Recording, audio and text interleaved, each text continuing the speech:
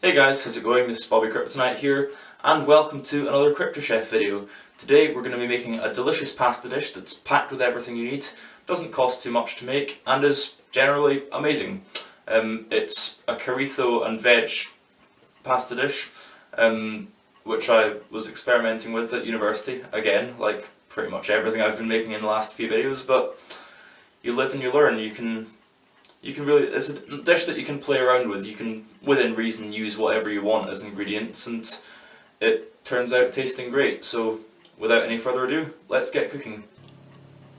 You will need mushrooms, chorizo sausage, tomatoes, peppers of any colour of your choice, onions, pasta, and red wine for a bit of flavour, as well as the usual seasonings. Okay, first of all, we're going to chop the onions. So having first peeled them and taken the tops and tails off and removing anything that looks remotely nasty, just do that. Then try and hold the thing together because it will make it easier when you get to chopping it the other way. And spin it around. That, oh, like that, that. There we go. Now rotate the whole thing and do that like so.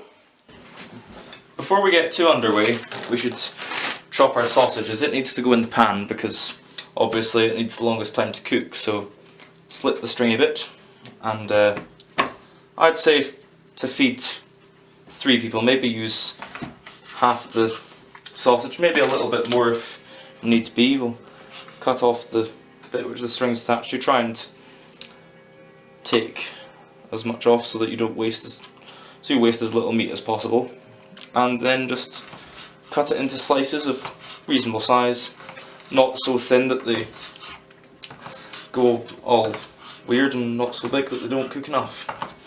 And yeah, that's how it's done, and then just get them in the pan as soon as you've got them chopped.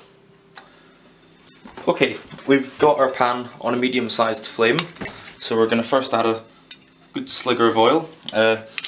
Normally I know I say I dry fry meats, but this time we're not going to dry fry. So add our slices of chorizo and our already chopped onion. I might add a little bit more chorizo than that, seeing as I've got to feed 3 people, so I'll set to with chopping more chorizo and the rest of the vegetables. Okay, so we've chopped all our vegetables. I believe I've already shown you how mushrooms and tomatoes are prepared, so I thought that it wouldn't be necessary to show you this time. If you would like to know, please refer to previous videos. Haha, gotcha. Now you've got to watch the other videos and give me more views. So I've added some salt and pepper, and I'm just stirring it about, getting it to reduce down. There's a nice smell coming off it. And I'm also going to add some oregano. Yes, dried oregano. Just add a good healthy amount of that. And not to forget, this healthy sligger of red wine. That goes beautifully with the meat and the rest of it, and it's such a lovely flavoursome dish. We've used about 4 big mushrooms, 4 tomatoes, 1 red pepper, 2 medium-sized onions, just for a rough idea of measurements. It looks like it's going to suffice, I hope. Really judge it for yourself, because take into account that it's going to reduce down, so what might look like you've got a huge pan will actually be just right when it reduces down. I might just add another tomato and another mushroom to this just to make sure that everyone's got enough sauce, but until I do that, we shall stick the lid on and deal with the pasta. Okay, we've now added the pasta. Just to show you as a measurement, I used 1 of these per person, so 3 of these, plus a little bit extra for luck, which finished the packet, which was a 500 gram pack, but had already had some used out of it. Let's check on the rest of our cookery. This is looking and smelling absolutely gorgeous. I'll give it a wee stir around to make sure everything gets cooked properly.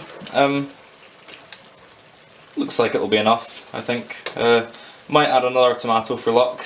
but I should probably think about doing it pretty soon so that everything's cooked to the same extent, but it looks like it's going to be enough. As for the pasta, it's only been in for a couple of minutes, so we can't expect anything great from it just yet, but water's salted, pasta's in, water's boiling, it's on a good heat. Now we can relax and perhaps tidy up a little bit. Just a cool little feature I discovered on my pan here. When you've got it at this setting, it's letting off a tiny bit of steam here, but not much. But when I do it to there, it's puffing it out like a steam train, so I'm assuming that it's some sort of valve to allow you to regulate how much it gives off, how much ventilation it gets. You can almost do some sort of smoke signal with this, I mean, like so. But that's how it's looking. It's reducing down very nicely. I added another mushroom and another tomato just to make sure everyone had enough, and I think by the time the pasta's ready, everything will be cooked, so it won't be noticeably undercooked or overcooked or whatnot. It's forming a lovely sauce here and it smells absolutely gorgeous. I probably ought to taste it just to make sure that it'll be fine. So I'll grab a teaspoon from the drawer and let's see, let's get a bit of everything, but maybe not take so much chorizo. Oh yeah, bugger, that was sore. If you didn't see, I got my hand on the metal of that, so I'm not going to take a bit of chorizo just so everyone's got enough, but it should be fine. So, sorry, that's probably badly focused. Let's try it.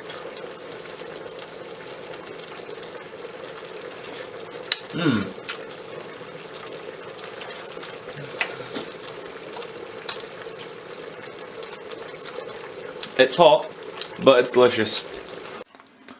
Okay, I've switched the gases off because we're ready to serve. It's absolutely roasting in here. Glad I'm wearing just a t-shirt. So that's our sauce, all nice and cooked, reduced down. I think this should work. And here's our pasta, which has been drained and had some butter stirred in with it. So we're going to add the two together and not lose the pan that way. And turn this pan round and just mix it all in together, and with any luck we shall end up with a very, very tasty dinner. And there we have it. It's been plated up and served and ready to be enjoyed, and I shall let you know what I think. I think it looks very nice, don't you? So there we go. We've had our dinner, enjoyed it very much, and as it turned out, there's enough left for a little bit for lunch tomorrow. So I hope you've enjoyed this video, and I hope that you'll make this dish and enjoy it. In other news, one of my subscribers, who's always been very sort of loyal in following this channel, recently commented saying he likes the videos and even given me a few suggestions of things he'd like to see me make. He'd said that he'd like to see me attempt steak, fried chicken and chips.